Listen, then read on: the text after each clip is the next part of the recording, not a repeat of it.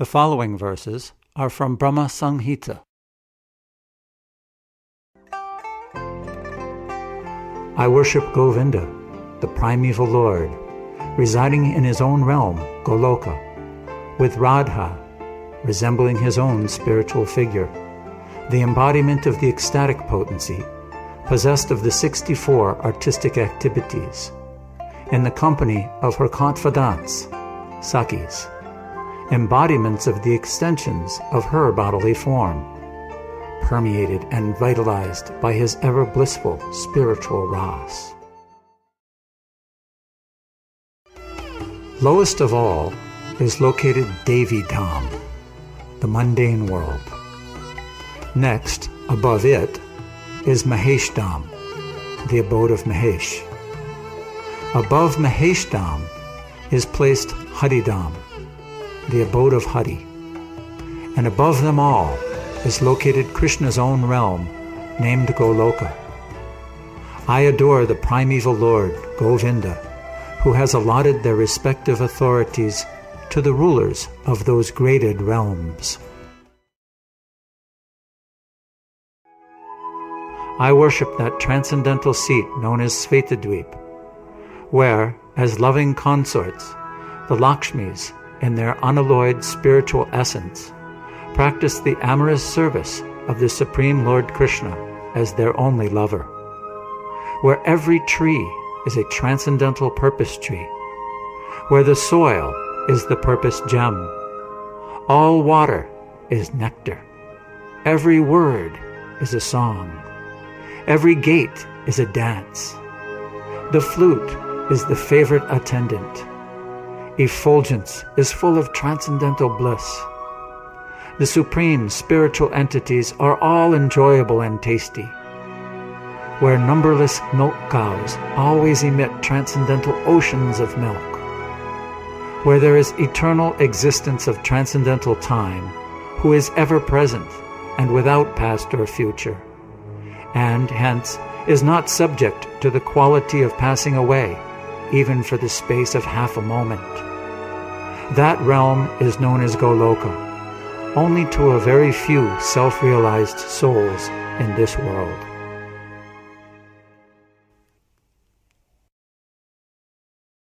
This verse was spoken by some residents of Mathura, as Krishna and Balaram entered the city. Dear friends, just imagine how fortunate the land of Vrindavan is, where the Supreme Personality of Godhead Himself is present, always decorated with flower garlands and engaged in tending the cows, along with his brother Lord Balaram. He is always accompanied by his cowherd boyfriends, and he plays his transcendental flute. The residents of Vrindavan are fortunate to be able to constantly see the lotus feet of Krishna and Balaram, which are worshipped by great demigods like Lord Shiva, Lord Brahma, and the goddess of fortune.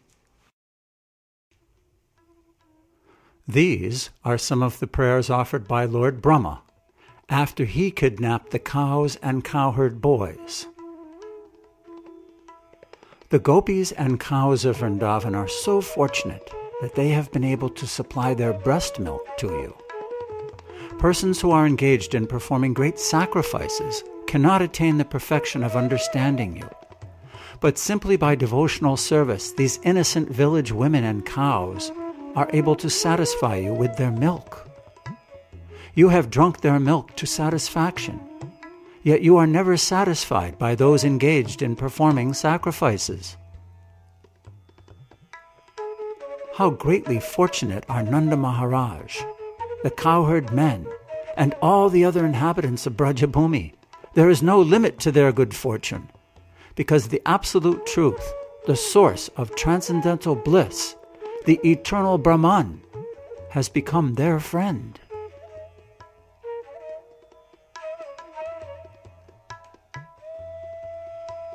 My dear Lord, no one can actually appreciate the good fortune of these residents of Vrindavan. We are all demigods, controlling deities of various senses of the living entities, and we are proud of enjoying such privileges. But actually, there is no comparison between our position and the position of these fortunate residents of Vrindavan, because they are actually relishing your presence and enjoying your association by dint of their activities. My dear Lord, I am therefore not interested in either material opulences or liberation. I am most humbly praying at your lotus feet for you to please give me any sort of birth within this Vrindavan forest, so that I may be able to be favored by the dust of the feet of some of the devotees of Vrindavan. Even if I am given the chance to grow just as the humble grass in this land, that will be a glorious birth for me. But if I am not so fortunate to take birth within the forest of Vrindavan, I beg to be allowed to take birth outside the immediate area of Vrindavan, so that when the devotees go out, they will walk over me. Even that would be a great fortune for me. I am just aspiring for a birth in which I will be smeared by the dust of the devotees' feet. I can see everyone here is simply full of Krishna consciousness.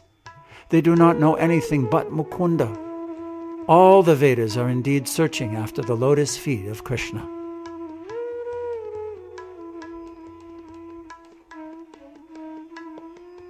My Lord, sometimes I am puzzled as to how your Lordship will be able to repay, in gratitude, the devotional service of these residents of Vrindavan. Although I know that you are the supreme source of all benediction, I am puzzled to know how you will be able to repay all the services that you are receiving from these residents of Vrindavan. I think of how you are so kind, so magnanimous, that even Putana, who came to cheat you by dressing herself as a very affectionate mother, was awarded liberation and the actual post of a mother. All other demons belonging to the same family, such as Aghasura and Bakasura, were also favored with liberation. Under the circumstances, I am puzzled. These residents of Vrindavan have given you everything: their bodies, their minds, their love, their homes. Everything is being utilized for your purpose. So how will you be able to repay their debt? O Krishna, as long as people are not your devotees, their desires are thieves, their homes are prisons, and their love for others is a pair of shackles binding their feet. I can also understand that your appearance as a small cowherd boy, a child of the cowherd men, is not at all a material activity. You are so much obliged by their affection that you are here to enthuse them with more loving service by your transcendental presence. In Vrindavan, there is no distinction between material and spiritual, because everything is dedicated to your loving service. My dear Lord, your Vrindavan pastimes are simply to enthuse your devotees. If someone takes your Vrindavan pastimes to be material, he will be misled.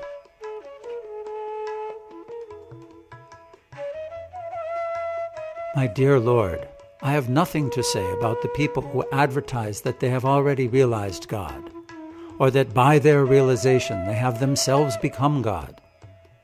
But as far as I am concerned, I admit frankly that for me it is not possible to realize you by my body, mind, or speech.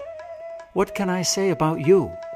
Or how can I realize you by my senses? My dear Lord, you are the supreme Lord of all creation, although I sometimes falsely think that I am the master of this universe. I may be the master of this universe, but there are innumerable universes, and there are innumerable Brahmas also who preside over these universes. But actually, you are the master of them all. As the Supersoul in everyone's heart, you know everything. Please, therefore, accept me as your surrendered servant. I hope that you will excuse me for disturbing you in your pastimes with your friends and calves.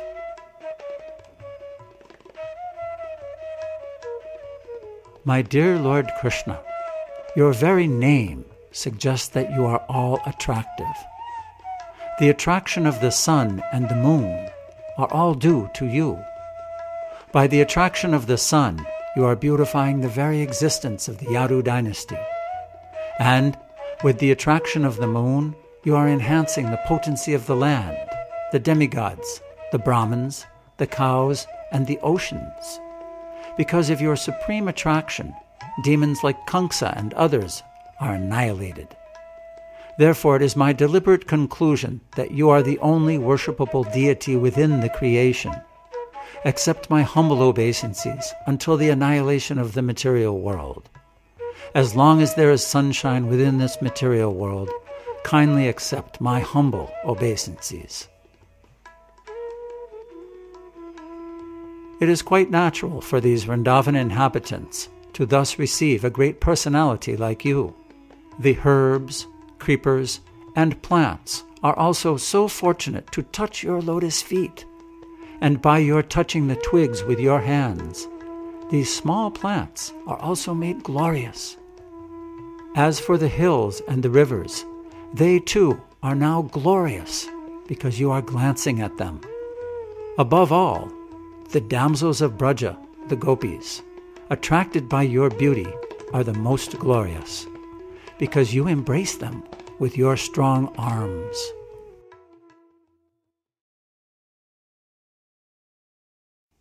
The following verses were spoken by the gopis. Dear friends, our Vrindavan is proclaiming the glories of this entire earth, because this planet is glorified by the lotus footprints of the son of Devaki. Besides that, when Govinda plays his flute, the peacocks immediately become mad. When all the animals and trees and plants, either on the top of Govardhan Hill or in the valley, see the dancing of the peacock, they all stand still and listen to the transcendental sound of the flute with great attention. Of all the devotees, this Govardhan Hill is the best. O my friends, this hill supplies Krishna and Balaram, along with their calves, cows, and cowherd friends, with all kinds of necessities: water for drinking, very soft grass, caves, fruits and flowers and vegetables. In this way the hill offers respects to the Lord. Being touched by the lotus feet of Krishna and Balaram, Govardhan Hill appears very jubilant. The scorching heat of the autumn sunshine was sometimes intolerable, and therefore the clouds in the sky appeared in sympathy above Krishna and Balaram and their boyfriends, while they engaged in blowing their flutes. The clouds served as a soothing umbrella over their heads just to make friendship with Krishna. Even the river Yamuna, being desirous to embrace the lotus feet of Krishna after hearing the transcendental sound vibration of his flute, broke her fierce waves to flow very nicely with lotus flowers in her hands, just to present to Mukunda with deep feeling. Just by Krishna's association, the trees, plants, and other vegetation in the forest immediately became Krishna conscious. A Krishna conscious person sacrifices everything for Krishna. Although trees and plants are not very advanced in consciousness, by the association of Krishna and his friends, they also became Krishna conscious. They want to deliver everything, whatever they have, their fruits, flowers, and honey incessantly falling from their branches. This description was spoken by Lord Krishna to his brother Balaram. I think the drones that are buzzing all around you must have been your devotees in their past lives. They cannot leave your company because no one can be a better, more affectionate master than you. You are the original and supreme personality of Godhead, and the drones are just trying to spread your glories by chanting at every moment. I think some of them must be great sages, devotees of your lordship, and they are disguising themselves in the form of drones because they are unable to give up your company, even for a moment.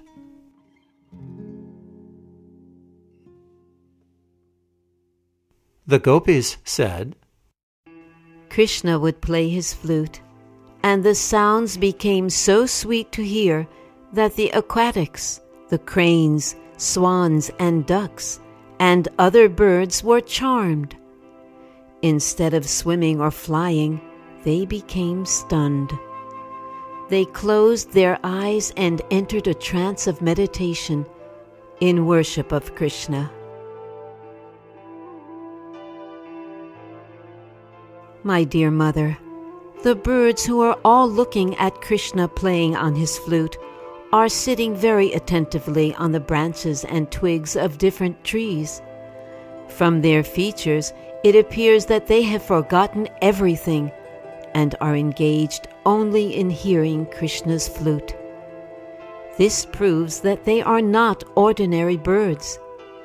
They are great sages and devotees, and just to hear Krishna's flute, they have appeared in Vrindavan forest as birds. Blessed are all these foolish deer, because they have approached Maharaj Nanda's son, who is gorgeously dressed and is playing on his flute. Indeed, both the doe and the bucks worship the Lord with looks of love and affection.